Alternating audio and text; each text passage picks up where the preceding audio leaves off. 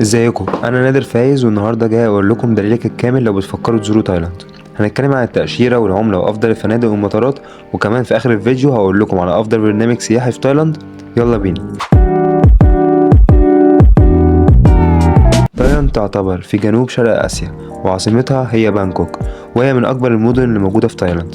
الاسم القديم لتايلاند هو سيام، والعملة الرسمية ليها هي البات. بس اول حاجة عشان تفكر تسافر اي دولة بنسأل نفسنا السؤال ده: ازاي نطلع تأشيرتها؟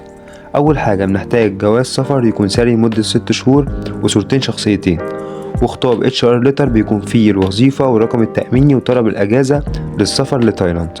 لو صاحب عمل بتحتاج بطاقتك والسجل الضريبي، وفي الحالتين بنحتاج كشف حساب بنكي وحجز طيران وفندق مؤكدين، والابليكيشن طبعا. بتدخل على الموقع وبتملى البيانات بالحروف الكابيتال، وبتحمل الاستمارة وبتدفع الرسوم في مقر السفارة، أو بتوكل شركة سياحة هي اللي بتجهز لك الملف. تايلاند تقدر تزورها في أي وقت من السنة، كل موسم هناك وليه سحره الخاص. يعني موسم الجفاف والبرد ده من شهر 11 لحد شهر 2، وده أفضل فترات السفر في تايلاند، وكمان تقدر تكتشف البلد كلها فعلا في الفترة دي. موسم الحر بقى ده بيكون من شهر 3 لحد شهر 5 للناس اللي بتحب الشواطئ والاستمتاع بالشمس. موسم المطر ده بيكون من شهر 6 لحد شهر 10، ده للناس اللي بيحبوا أفضل الأسعار في الفنادق وتجربة أكتر هدوء. نيجي بقى لأهم المطارات اللي موجودة في تايلاند: مطار بانكوك، واسمه مطار سوفارمبولي الدولي، ومطار دوم موانخ، ومطار بوكيت، ومطار شيانج في الشمال، ومطار ساموي في خليج تايلاند.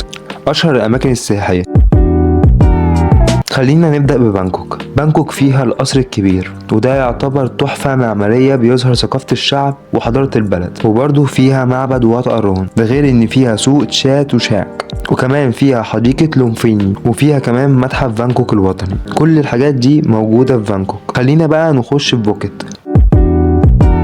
ندخل على بوكيت، ودي بقى فيها شاطئ باوتينج، وكمان فيها أشهر الجزر اللي موجودة في العالم وهو جزيرة في.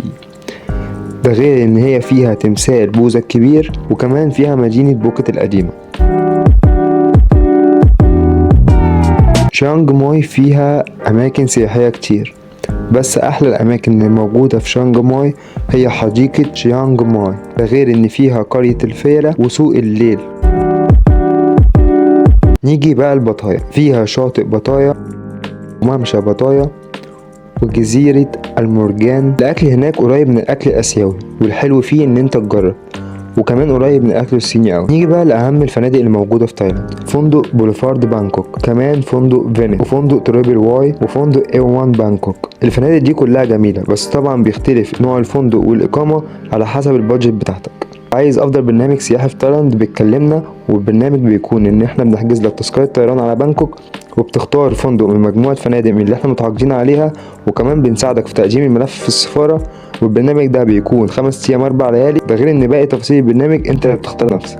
انا نادر فايز، ودي دولة تايلاند من جولة حول العالم، وما تنساش تابعنا عشان تشوف كل فيديوهاتنا الجديدة.